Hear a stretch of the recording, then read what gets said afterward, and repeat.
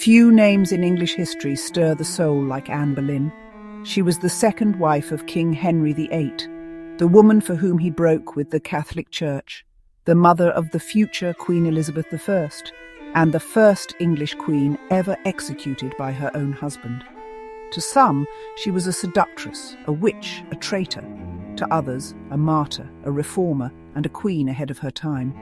But the truth died with her, or so we thought. Recently recovered, a set of letters, believed to have been written by Anne Boleyn herself, has emerged. If authentic, these letters could illuminate her true feelings, her fears, and her desperate struggle for survival. They could offer us something no history book ever could: Anne's final thoughts in her own voice. In the past, historians have long debated her role in the English Reformation and her influence over the king. But these letters, they add a deeply personal dimension to her story, revealing a woman not just fighting for power, but for her life and legacy. They could be the key to understanding one of history's most enigmatic queens.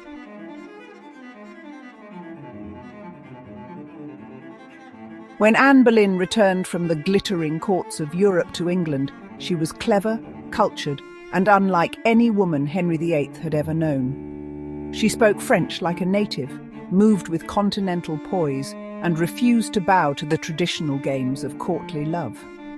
That, more than anything, caught the king's eye. In this first letter, believed to be written in late 1525, Anne reveals a mix of restraint, uncertainty, and calculated distance.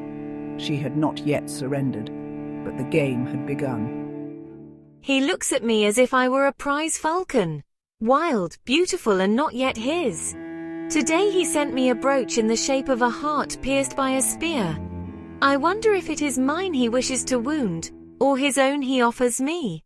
I smile as I must, I curtsy as I must, but I do not answer his letters, not yet. Let the court whisper, let them call me proud. I will not be another shadow in his long procession of women. If I am to be remembered, let it be for fire, not for silence.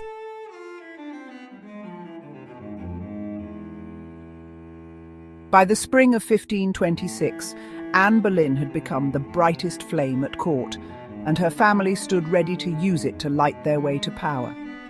The Boleyns, along with their powerful Howard cousins, knew exactly what Henry VIII's favour meant. In this letter, Anne reveals the growing pressure from those closest to her, particularly from her father, Thomas Boleyn, to allow the king's desires to blossom unchecked. Anne Boleyn's letter dated April 3rd, 1526. My father summoned me this morning before breakfast. He did not ask me how I felt. He did not ask if I liked the king. He only said, "Do not be foolish, Anne. Fortune knocks but once on a Boleyn door." Uncle Norfolk speaks of alliances. My sister Mary says nothing, but her eyes are bitter. She once bore the king's attention and was discarded like a spent candle. Now they push me forward like a fresh taper. Brighter, smarter, more useful. They want a crown. But I don't know what I want. Sometimes I imagine fleeing, taking ship to Calais, becoming a governess, a scholar, anything but this gilded target. But then Henry writes again, and the ink smells of roses and danger.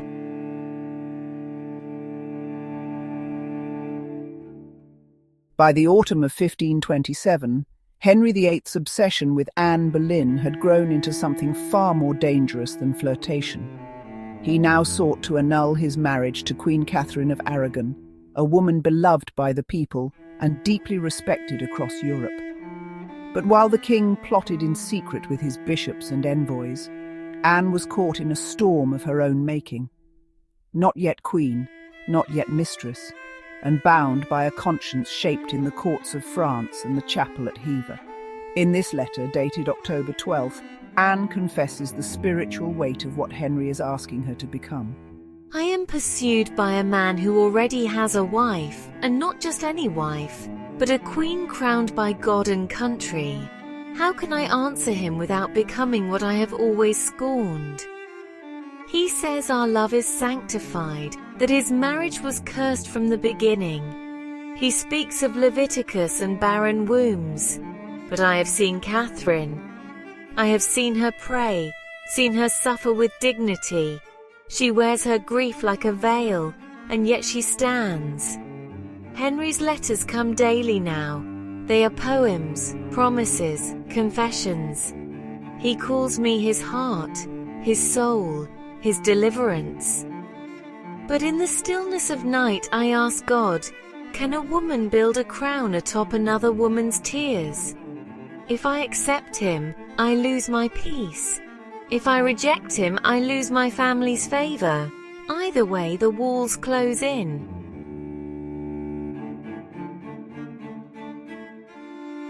By early 1528, Anne Boleyn had made her decision. She would not become Henry's mistress like her sister Mary. She would become his queen. The Boleyn and Howard families rejoiced. At last, their daughter would rise above all others. But within the celebration, there were shadows, most notably from Mary Boleyn, who had once borne the king's affection and was now cast aside by history and by her own kin. In this letter, Anne documents both triumph and betrayal, proof that even as she reached for the crown, she felt the weight of who it cost. My father embraced me today with a pride I have never seen in him before. Uncle Norfolk says I have done more for our house than any man alive. The halls of heaven ring with laughter, celebration, ambition. But Mary does not laugh. She stood behind the others, her face calm but colorless. She did not speak. She did not need to. Her silence held more pain than any word could bear. She once held the king's favor and was discarded. Now I rise in the same wind that knocked her down. I tell myself this is God's will, that I am chosen, that I can shape this country, reform the court, bring something greater than lust to the throne. But sometimes in the mirror, I see not a queen, but a sister with blood on her hands.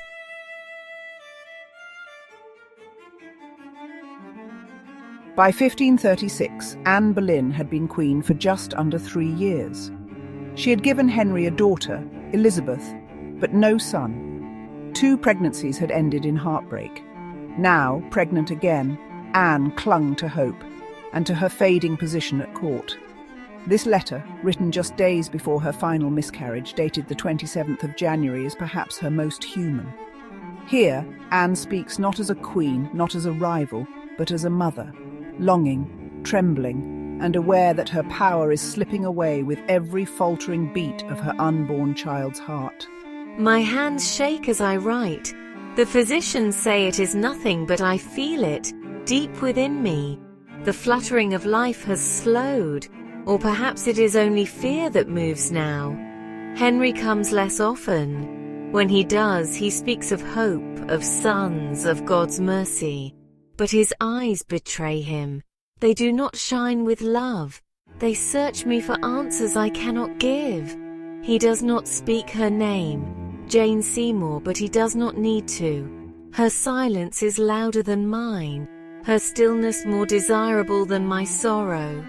3 times now I have tried to give him a prince. Elizabeth is not enough for him, though she is everything to me. My sweet girl, too clever for her cradle, too bold for her age. I see myself in her, and I pray she never knows this pain. If this child lives, I may yet be safe. If not, then I fear I will be remembered not for fire, nor wit, nor crown, but only for my failure to bleed blue.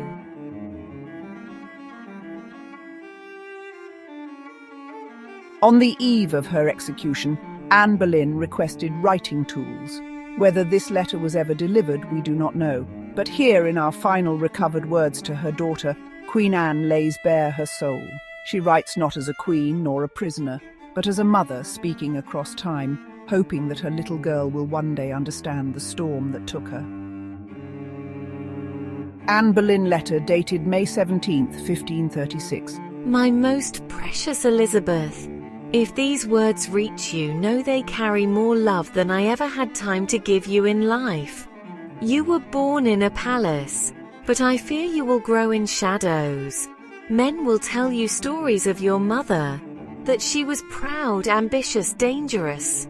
Some of it is true, but I was also a woman who loved deeply, dreamed greatly, and hoped desperately for you.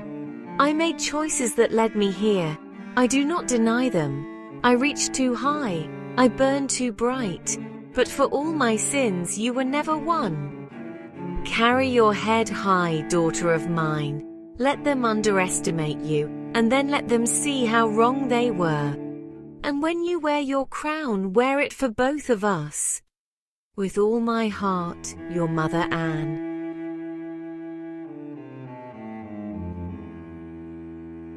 Anne Boleyn's final night was spent in prayer, but one last letter was found, addressed to the king who once promised to move heaven and earth for her love. Now, she pleads not for life but for understanding. To His Majesty King Henry, my lord, my husband, tomorrow I die, not as your queen nor even as your wife, but as a woman whose only crime was loving you beyond reason. I do not ask for my life. That is no longer mine to hold. But I ask that you look into your heart and remember me not as a traitor, but as the mother of your child, the woman who once held your soul in her hands. If I ever brought you joy, let it be her salvation. Do not cast her aside for my shadow. Let her rise unburdened by my fall. God knows my heart. He will judge me. I pray He grants me peace, and you, mercy. Farewell, Henry. Anne.